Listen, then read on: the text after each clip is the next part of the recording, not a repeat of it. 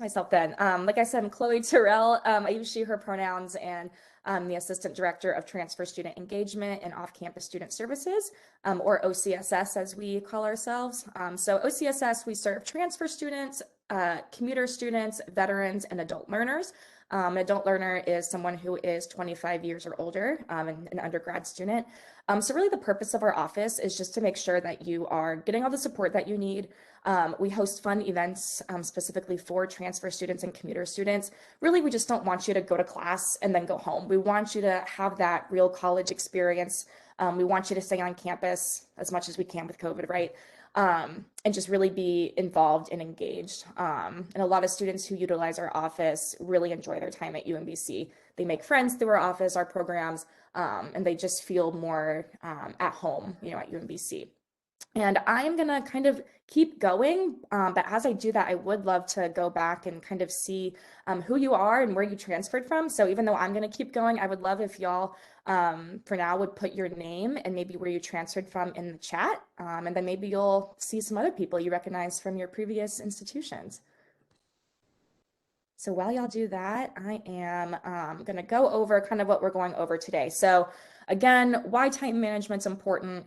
Hopefully y'all will walk away with a couple tips of how to create your own schedule, whether you use a planner or Google Calendar, whatever you like to use, and how to stick to your schedule once you've made it. Procrastination, we all do, and it's, sometimes it's hard to stick to a routine, but hopefully we'll learn just a couple tips and trips of how to kind of combat that procrastination tendencies that we all get. Thank you. I'm seeing some people in the chat.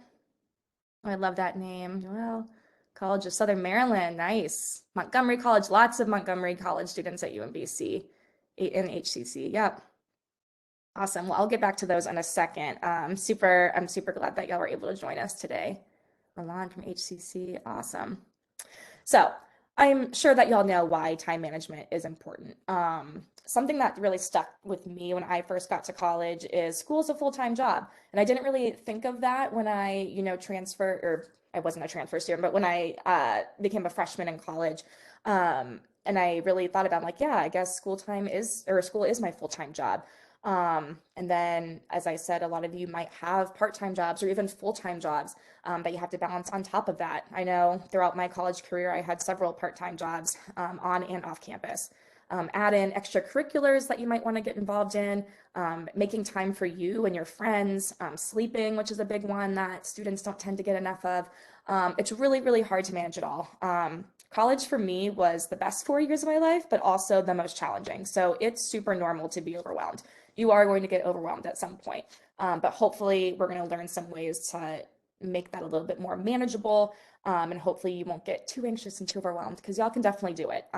Even though it's challenging, it's really rewarding. And I really liked this quote: let our advanced worrying become advanced thinking and planning. I fall into this group. I see lots of other students fall into this group where you get so anxious and worked up and worried that you don't even start the homework that you're supposed to do or the papers. And we'll talk about that in a little bit when we talk about reasons why we procrastinate. But if we all kind of just chilled out, made our schedule, and kind of planned ahead, there's really no reason to worry or feel overwhelmed. Because if you're doing your best planning and kind of you're pre-planning your week basically, and really planning ahead, you shouldn't kind of have those overwhelmed feelings. So planning is definitely going to help you. So one, time management. So what your day is going to look like as a transfer student. Originally, when this session was going to be in person, I was going to have y'all actually create a weekly schedule and swap it with a partner, and kind of see if that seemed realistic. Obviously, that's going to be hard to do virtually. So I encourage y'all to, I can send out this PowerPoint later. You can like just jot down some few notes. But I encourage y'all to brainstorm what your domains are going to be. And I'll go over that in a second. But really think about what your your schedule is going to look like when you start classes on the 31st. And then I encourage y'all to either, tonight after this presentation or sometime before classes start, to map out at least 1 week of your, what your weekly schedule will look like. So first, that's determining what what things you're going to spend the most time on. Basically, those are going to be your domains. So I would hope everyone would put classes and study time as one. Again, school is kind of like a full-time job for right now. Any student orgs and extracurriculars you want to get involved in. I hear a lot of transfer students say, I don't have time to get involved. At least for this first semester, I'm just gonna, really hit the classes hard. I'm not gonna join student organizations. I just want to focus on my academics. But I really encourage you to seek out some opportunities outside of the classroom. I was a really, really involved undergrad. That's actually how I landed this job that I'm in right now. That's where I learned all my networking skills, my presentation skills, which aren't that great, but that's really where I got all of the soft skills that I needed to become the professional that I am. And so extracurriculars and joining, student organizations and holding leadership positions is just as important, in my opinion, as your classes. So really try to branch out and kind of figure out ways that you can get involved. On top of that, finding internships. A lot of y'all, or all of you are transfers, and a lot of y'all will probably be looking at internships maybe as soon as this summer because you might be graduating in a couple semesters. Some of you probably already have jobs. Again, focusing on relationships and you time and social time. And so those are your main things, but then you also have to think about all the extra stuff that you have. You have to eat at times. A lot of students forget, like, oh yeah, I have to budget in like time to eat. I have to sleep, try to get like 7 to 8 hours a night, which seems hard in college, but definitely doable, again, if you kind of plan out your time. Some of you may be commuting. If y'all want to put in the chat, if you don't mind, is anyone living on campus or are all of you commuting? If you are commuting, you might be commuting further than you were when you were at your community college. Some of you might like to exercise. Oh, cool, Gabriel's on campus, so at least you just get to roll out of bed and go to classes. Oh, great, a couple of y'all are on campus, awesome. Well, speaking of exercise and being on campus, we have a very new RAC, which is our like wellness fitness center. And it's really, really nice and free for students to use. And so that's a really great way to like relieve some stress, exercise, and just like getting out in the fresh air and even just taking walks is a really good way to relieve stress and something super important that you should budget in your schedule. And then going to office hours and tutoring. So in addition to like going to class and studying, you also have to budget time for if you need some extra help in your classes. UMBC has SI Pass, which some of your former institutions may have had something similar. But basically those are sessions led by students who previously took the course that you're in and did really well in. And they actually hold sessions like review sessions and study sessions, which are really, really helpful. Students love them. They say it's like super helpful in them getting good grades. But those are about an hour long, so you have to budget in time to do those. Going and talking to your professors if you need help with something, or just getting to know your professors so they can be a future reference for you. So all of these things that you have to fit in, it can be really hard. So just kind of think about what's most important to you and what your schedule is kind of going to look like just from thinking about what your typical day may look like as a transfer at UMBC. So for some tips for when you're actually going and getting your schedule together, think about how you can use your time efficiently. So how are you currently managing your time? Do y'all like to use planners? I know well, now with the pandemic, I've been using Google Calendar more. I'm definitely more like tech savvy than I used to be. Still not very great, but a little better. But I know in college, I lived and breathed by my planner that I wrote in every Sunday, which we'll get to in a second. So if y'all want to put in the chat too how you currently manage your time, you can also say, I don't manage my time well at all. So yeah, whether you use like a calendar, whatever you use, and then reflect on what time of day you feel the most energized and try to do your most important tasks during that time. I know that even though I'm not really a morning person, I do tend to feel, after I've had my cup of coffee, I guess, around 10 a.m., I feel finally motivated until about lunchtime, which now thinking about it, that's only like a 2-hour chunk. But I know in those 2 hours, I'm going to get my most important work done because that's when I feel the best. So really like look at your classes. A lot of y'all are probably going to have a class that comes to mind that's going to be your hardest. So maybe if you can try to study for that class during that time. Then also speaking of using your time efficiently, sometimes again, it's going to be hard to fit in everything that you want to in one day. So maybe look at this sounds really dorky, but when I was in college, I would often take my like homework to the dining hall, and at lunch, if I didn't have friends to sit with or anything, I would just read a chapter for class or like review flashcards. And so, are there times in your day or in between classes, maybe if you take public transit, can you read on the bus or, study while you eat or just find a corner in between classes? Really try to use your time efficiently. And you'll be surprised at how much you can get done in these little like pockets of your day. And then stay calm and keep things in perspective. Feeling overwhelmed by too many tasks obviously is very stressful. But like I keep saying, if you prioritize and organize successfully, chances are you're not going to miss a deadline. The world's not going to end. And that's a big thing too, I see at UMBC.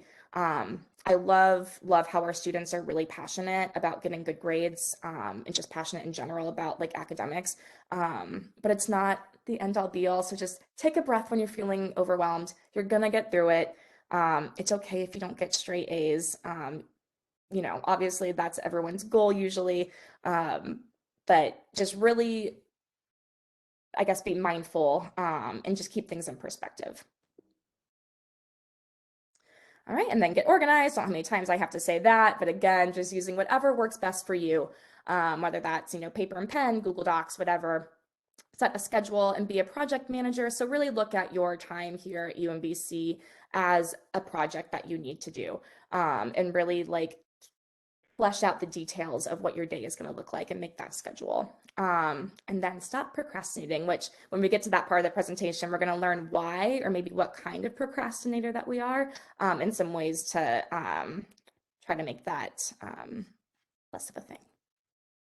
All right, so making a schedule, like I said, I stayed on top of my work by prepping for the week each Sunday. And again, what works for me might not work for you.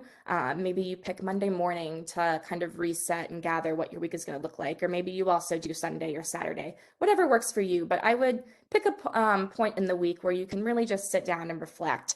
And I took a look at, I literally got out again, I really liked paper back then, and I like physical, tangible things. I printed out my syllabi and I would highlight what I've already done. And I looked at what was coming up for the week. So did I have a paper due in 2 weeks that I needed to start working on? Maybe I had a quiz at the end of the week that I could study a little bit each day for. I looked at how many chapters I had to read for class. Definitely advise reading before class. I know a lot of people don't like to read the textbook. It's not the most fun thing in the world, but it really does help you prepare for the class and like what chapters you're going to learn about. And so after that, I made my calendar for the week in my planner, and I broke up my studying and my projects into chunks and did a little bit for each day. So for example, like on my Monday, I would write, read chapters 1 through 2 for psychology, and just write an abstract in one paragraph for anatomy. And when I did that, it wasn't so overwhelming when I looked at my day. So like when I woke up on Monday morning, I knew, okay, I can write an abstract. That's easy. Instead of, waiting until last minute, and waiting until the weekend and not being able to go out with friends because I had to write an entire lab report, right? So if you do things little by little and kind of really prepare ahead by looking at your syllabi, things don't have to be overwhelming, and you have enough time to also have those times with friends and relax and watch all the Netflix, which I will be doing all weekends because so many of my shows have just come back for season 2. So yeah, basically go through your assignments and work backwards. And don't be a Drake for several reasons. We're not getting in our feelings, but obviously here he's saying study for a few minutes every day. No, study for 30 hours straight before the exam. Don't do that. Study a few minutes each day, and then you'll be prepared and you don't have to cram and pull an all-nighter before big tests. And then before we get to procrastination, really, really important and something super easy to overlook is taking time for you. So going home and getting an early night's sleep so that you fit in more tomorrow might be a better option than pulling an all-nighter. That's my philosophy. I rarely, stayed up all night doing an assignment. That's just not how I operate. I'd much rather have a good night's sleep so that I could wake up and kind of start my day. Exercising and taking little walks. You don't have to like go to the gym and go all crazy, but at least just getting fresh air and taking little breaks, or just even like doing little stretches at your desk every hour or so. Just make sure you're not just sitting there for hours on end. doing schoolwork. Definitely get some fresh air. Maybe when it gets a little warmer, it's pretty freezing out right now. But in the spring, should be beautiful. And then taking care of yourself is your number one priority. So eating properly will help make you feel better and stay motivated, staying hydrated. So making sure you drink lots of water and just really taking care of yourself, because obviously mental and physical health are connected. And the better you feel, the better you're going to perform in class, the more energy you're going to have. And it's just like a snowball effect.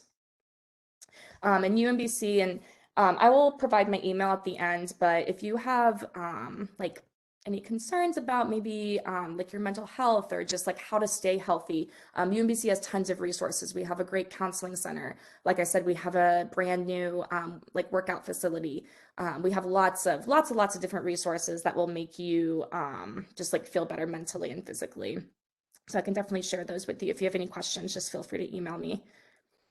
So in sum, before we get to the procrastination part, don't multitask. I didn't really talk about this too much, but humans are not really geared to multitask. We're not good at it.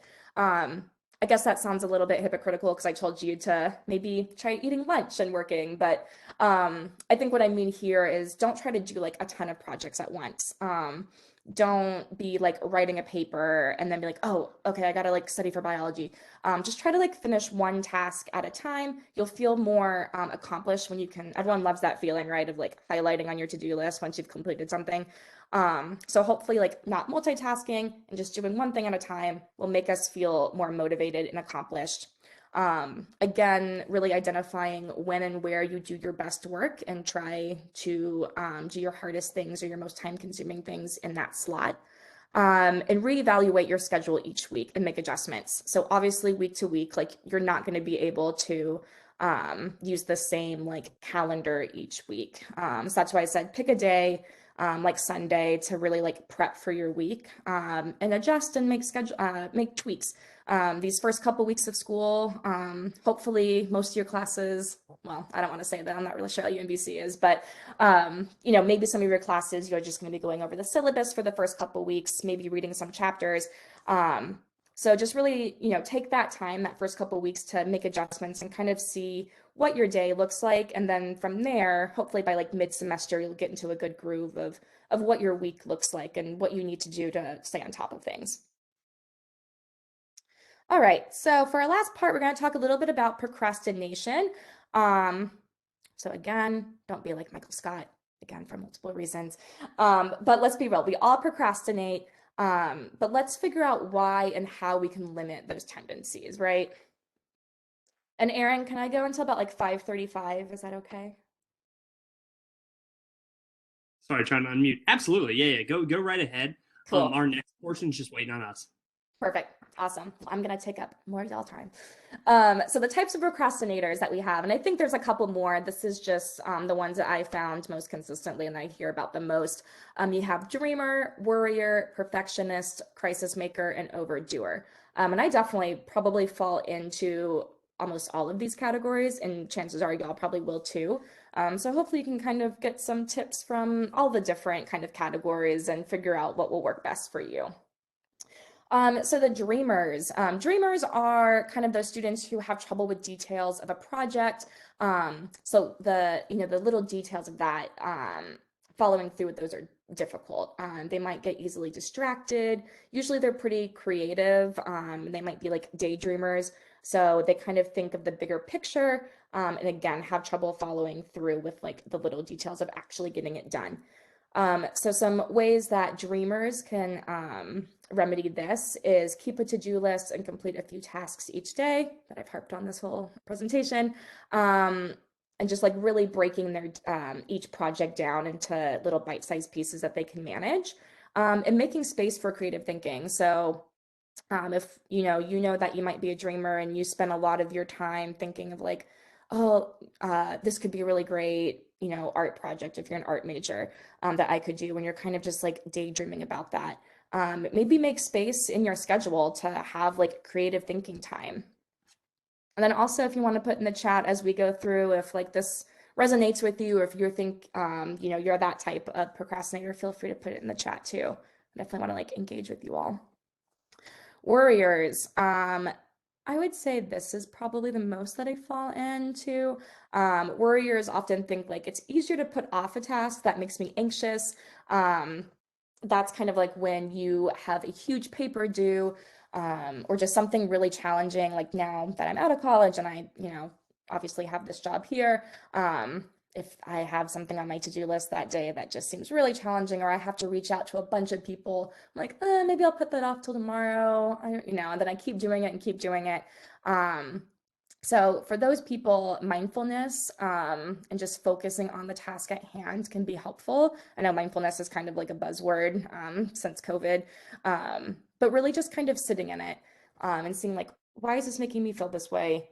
Um, and kind of like just do it. I think we can all resonate with, once you actually start working on something that you were putting off and putting off, a lot of times I'm like, oh, this wasn't actually that bad. I just caused myself a lot of stress for no reason.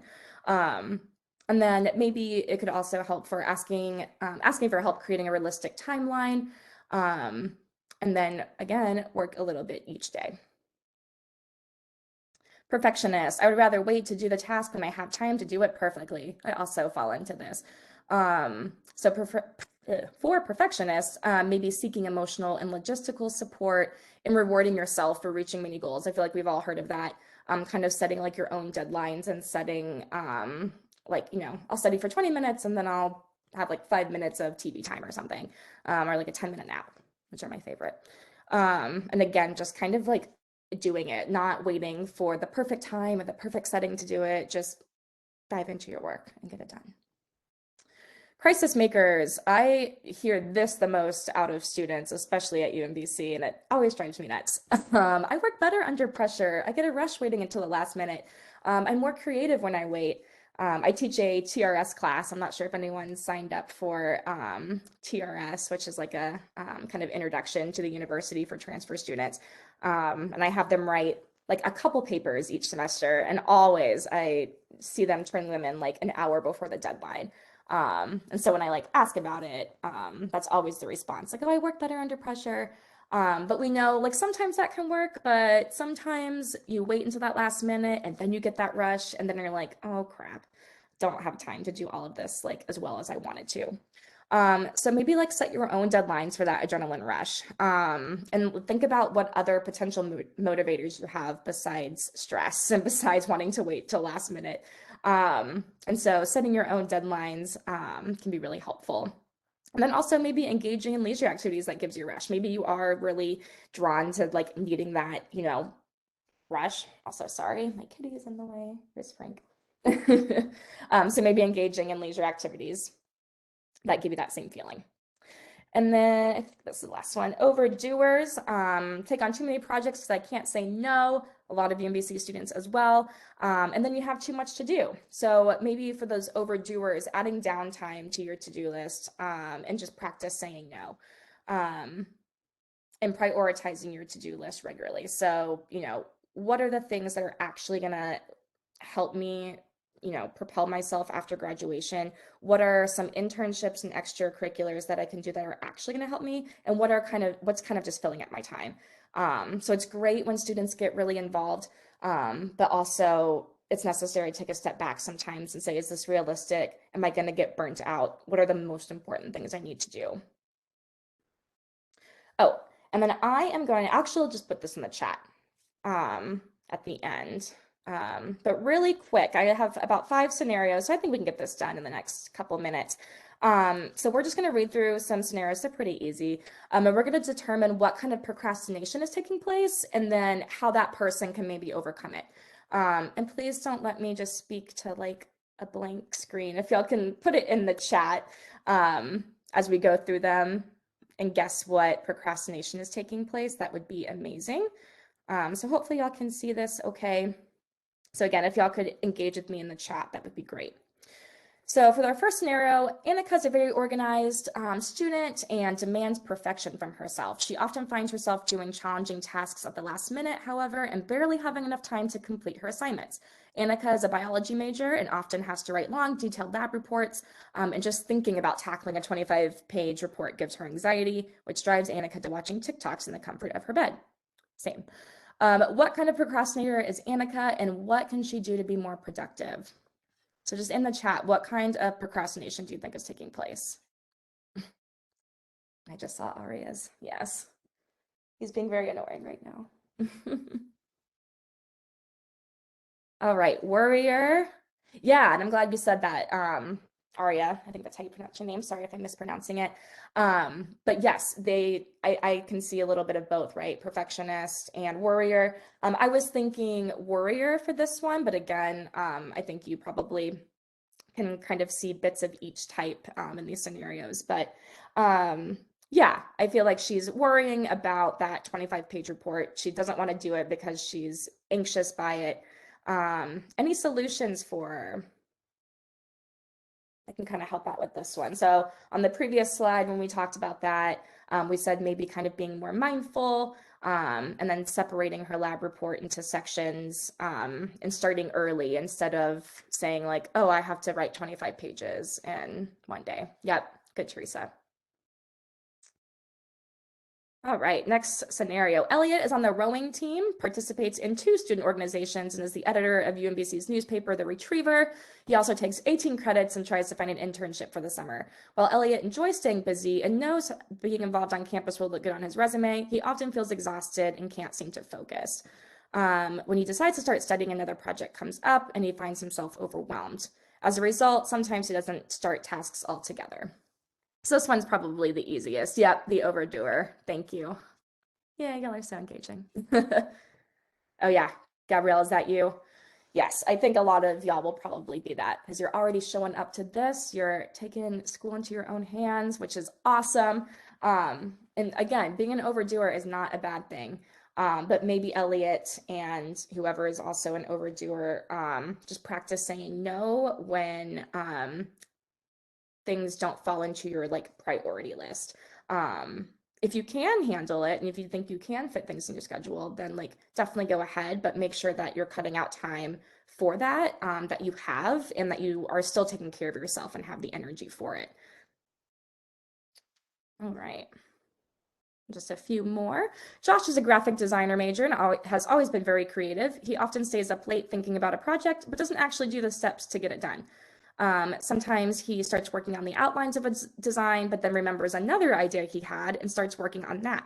He'd much rather stick to the brainstorming phase. Yes, already seeing in the chat, definitely a dreamer. That's also a pretty easy one. I really tried with these scenarios, but they were a little easy. This is the most difficult part of the presentation. But yes, Josh is a dreamer, also my partner's name, and he's also very much like this. So yeah, often he will need to set time aside in his schedule to kind of have those creative thinking sessions, and then just complete a few details at a time, taking breaks and then getting back to the project and taking breaks for thinking and getting back to it. All right, Haley sits in her dorm room playing Animal Crossing all night. Her roommate comes back from an all-nighter, comes in and asks how she hasn't started studying yet for the big chem exam on Friday. I do much better when I feel under pressure to cram. I'll just start studying Thursday and be fine for the test, Kaylee says. She always ends up doing decently, but inevitably runs out of time to study all the chapters she intended to. And Kaylee could do much better if she just budgeted her time. Yes, y'all are great. I didn't even have the scenarios up here. Y'all are just remembering these. Y'all are awesome. Yes, definitely a crisis maker. Also kind of an easy one. She says that she likes that pressure. But I think Kaylee would be much better if she set her own deadlines days before the actual due date. Because we also haven't talked about after you do the paper and the project, then you gotta have it peer reviewed. You gotta make sure that you don't have any typos. You gotta take it to the UMBC Writing Center. Lots of steps. You don't want to just like write a paper and then turn it in right away. All right, and our last one, which should be very easy because it's our last scenario, but Muhammad is very smart and generally gets really good grades. He tends to get his best work done at the campus Starbucks. Me too. He likes to hunker down for a solid 6 hours to study, turns on his perfectly curated playlist, and gets a pumpkin spice latte to motivate him. Yes. However, he's finding it more difficult to find time in his week to do this. As a result, he's putting off major assignments until he can find the perfect time and environment to get his work done. And then he has to end up rushing and doing his work last minute. So what kind of, yes, Teresa, exactly. Muhammad is a perfectionist. So maybe some remedies for that is Mohammed could go to the Academic Success Center. Again, if you have questions about that, I'm sure you might learn more about it at your next session, but also if you have any questions about any campus resources that I've talked about or ones that I haven't talked about, please email me. And again, I'll put my email in the chat in a second. But the Academic Success Center is a really great place on campus. You can meet with an academic advocate, which they'll actually sit down with you and help create a schedule for you. So if you're having a really hard time saying like, I don't know how I'm going to fit this all in, or like how to even start kind of budgeting my time, go and get help from the resources that your tuition's paying for. So you should go see those things anyway. And there's so many people at UMBC that who just really want to help you, me included. Yeah, sorry, I was reading the chat. Yes, definitely. I'm also a perfectionist, I think. Actually, I know. So yeah, Mohammed could have that just do it attitude. Sometimes you can't have the perfect time to do things like we talked about, maybe budgeting time in between classes or like while he's eating or just wherever, and just getting it done. All right, well, that is our last scenario. So I'm going to stop sharing. I know I went through that really quickly and I already talk very quick. So I hope that everyone was able to get some of that. And again, I am putting my email in the chat. I love talking to students. I obviously wouldn't be in this role if I didn't love and, helping students and engaging with them. So please don't hesitate to email me. I also have in OCSS, we have transfer student network leaders who are peer mentors for transfers. I supervise all 6 of them, and they would be happy to also kind of mentor and guide you if you have any questions before the semester starts. So if you email me and want to get connected to a TSN leader who is a current transfer student so they know what you're going through, I'd be happy to, forward your email to them and connect you with them. But thank you, everyone. This was fun. Thanks for being engaging. I hope you took a little bit from it. And yeah, I'll toss it back to Aaron. Sweet. Thanks so much, Chloe. And thank you everyone for all of your lovely interaction during the session. I was watching the chat and answering some questions while I was in there. Next up, we do have our taking care of business portion of this event. So that portion is solely if you have questions, if you have tasks you need taken care of, things like health forms, billing, financial aid, stuff like that, right? That part of the session is going to start now. So I'm actually going to throw that link in there. It is a different session, okay? Now, this link was included in the email that was sent out to you at 5 p.m., but I'm putting it in here too, just in case. If you don't want to go back to that email, you can just click that link, and that will take you right over to our taking care of business portion of the event. I'm going to hang out in here until y'all hop over. If you don't have any questions or you don't have anything you need taken care of, if you're all good, have a wonderful evening, and I really appreciate y'all coming to this part of the event. If you do want to join us over there and you do want to ask some officers some questions, feel free to click that link and jump on over.